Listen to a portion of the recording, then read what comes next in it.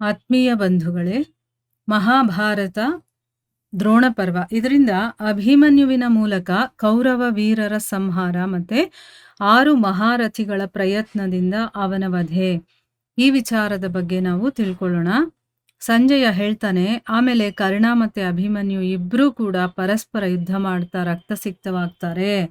ಆಮೇಲೆ ಕರ್ಣನ 6 ಮಂತ್ರಿಗಳು ಕೂಡ ಮುಂದೆ ಬರ್ತಾರೆ. ಅವರೆಲ್ಲರೂ ಕೂಡ ವಿಚಿತ್ರ ರೀತಿಯಲ್ಲಿ ಯುದ್ಧ ಮಾಡುವಂಥವ್ರವರು. ಆದ್ರೆ ಅಭಿಮನ್ಯು ಅವರನ್ನ ಕುದುರೆಗಳು ಮತ್ತೆ ಸಾರಥಿಗಳ ಸಹಿತ ನಾಶ ಮಾಡ್ತಾನೆ. ಮತ್ತೆ ಬೇರೆ ಧನುರ್ಧಾರಿಗಳನ್ನು ಕೂಡ 10 ಬಾಣಗಳಿಂದ ಹೊಡಿತಾನೆ. ಅವನ ಈ ಕಾರ್ಯ ಇದೆಯಲ್ಲ, ಅದು ಅದ್ಭುತವಾಗಿತ್ತು.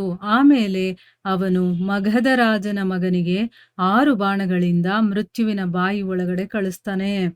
ಆಮೇಲೆ ಕುದುರೆಗಳು ಮತ್ತೆ ಸಾರಥಿ ಸಹಿತ ಅಶ್ವಕೇತುವನ್ನು ಕೂಡ ಕೊಂದು ಹಾಕ್ತಾನೆ.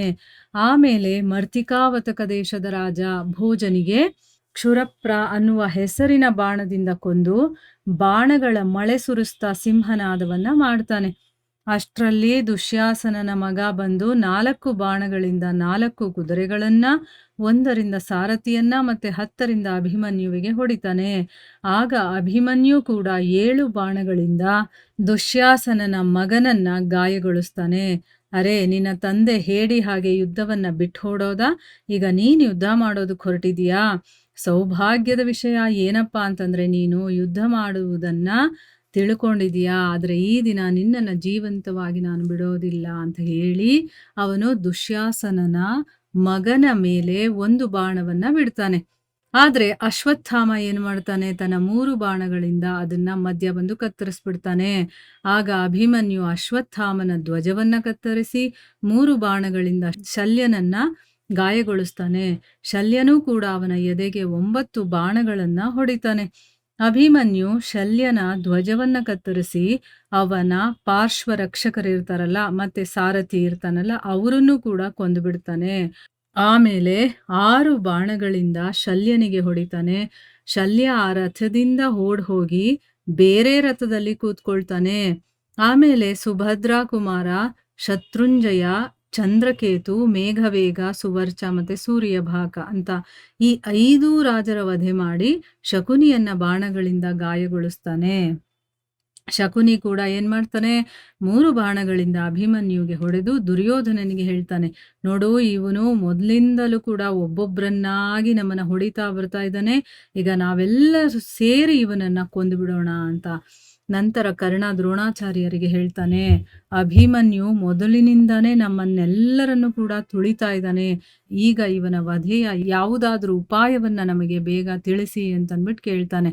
ಆಗ ಮಹಾಧನುರ್ಧಾರಿಯಾದ ದ್ರೋಣರು ಎಲ್ಲರಿಗೂ ಹೇಳ್ತಾರೆ, ಈ ಪಾಂಡವ ನಂದನನ ಚಾಣಾಕ್ಷತೆಯನ್ನ ನೋಡಿ ಬಾಣವನ್ನ ಏರಿಸುವಾಗ ಮತ್ತೆ ಬಿಡುವಾಗ ಈ ರಥಮಾರ್ಗದಲ್ಲಿ ಕೇವಲ ಇವನ ಮಂಡಲಾಕಾರ ಧನಸ್ಸೇ ಕಾಣಿಸ್ತಾ ಇರುತ್ತೆ. ಅವನು ಎಲ್ಲಿದ್ದಾನೆ ಅನ್ನೋದೇ ಗೊತ್ತಾಗೋದಿಲ್ಲ, ಬರೀ ಅವನ ಧನಸ್ ಕಾಣಿಸ್ತಾ ಇರುತ್ತಷ್ಟೇನೆ.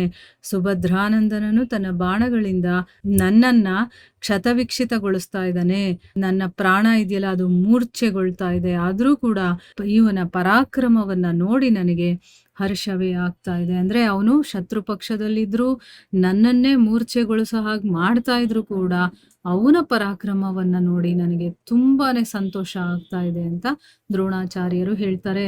ತನ್ನ ಕೈಗಳ ಚಾಣಾಕ್ಷತೆಯ ಕಾರಣ ಇವನು ಎಲ್ಲ ದಿಕ್ಕುಗಳಲ್ಲೂ ಕೂಡ ಬಾಣಗಳ ಮಳೆ ಸುರಿಸ್ತಾ ಇದ್ದಾನೆ. ಅಂದ್ರೆ ಅವನು ಎಷ್ಟು ಅದರಲ್ಲಿ ಪಳಗಿದಾನೆ ಅಂತಂದ್ರೆ, ಬಾಣಗಳನ್ನ ಬಿಡೋದ್ರಲ್ಲಿ ಎಲ್ಲಾ ದಿಕ್ಕುಗಳಲ್ಲೂ ಬಾಣ ಸುರಿಸ್ತಾ ಇದ್ದಾನೆ. ಈ ಸಮಯದಲ್ಲಿ ಅರ್ಜುನನಲ್ಲಿ ಮತ್ತೆ ಇವನಲ್ಲಿ ಯಾವುದೇ ಅಂತರ ಕಾಣಿಸ್ತಾ ಇಲ್ಲ. ಅಂದ್ರೆ ಅರ್ಜುನ ಎಷ್ಟು ವೀರ, ಶೂರ ಮತ್ತೆ ಉತ್ತಮ ಧನುರ್ಧಾರಿನೋ ಅದೇ ರೀತಿ ಇವನು ಕೂಡ ನನಗೆ ಅನ್ನಿಸ್ತಾ ಇದ್ದಾನೆ. ಅವರಿಬ್ಬರಲ್ಲಿ ಏನು ಭೇದನೇ ಇಲ್ಲ ಅಂತ ಅನ್ನಿಸ್ತಾ ಇದೆ.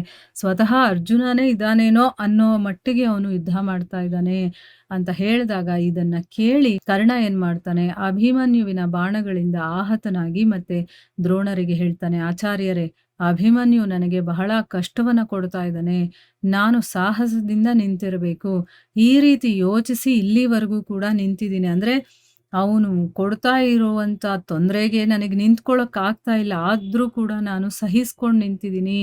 ಈ ತೇಜಸ್ವಿ ಕುಮಾರನ ತೀಕ್ಷ್ಣ ಬಾಣಗಳು ನನ್ನ ಹೃದಯವನ್ನೇ ಚೀರು ಬಿಡುತ್ತೆ ಅಷ್ಟೇನೆ. ಅಂದ್ರೆ ನಾನು ಸಾಯೋದಂತೂ ಖಂಡಿತ ಆಗ್ಬಿಡುತ್ತೆ.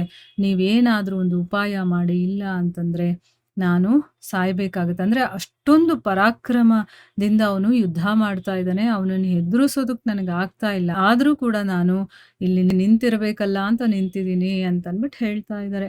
ನೋಡಿದ್ರಾ ಎಷ್ಟು ಪರಾಕ್ರಮಶಾಲಿ ಅಭಿಮನ್ಯು ಅಂತಂದ್ಬಿಟ್ಟು. ಮುಂದುವರೆದು ಏನಾಗುತ್ತೆ ಅಂತ ನಾವು ಮುಂದಿನ ಭಾಗದಲ್ಲಿ ತಿಳ್ಕೊಳ್ಳೋಣ. ಹರೇ ಕೃಷ್ಣ.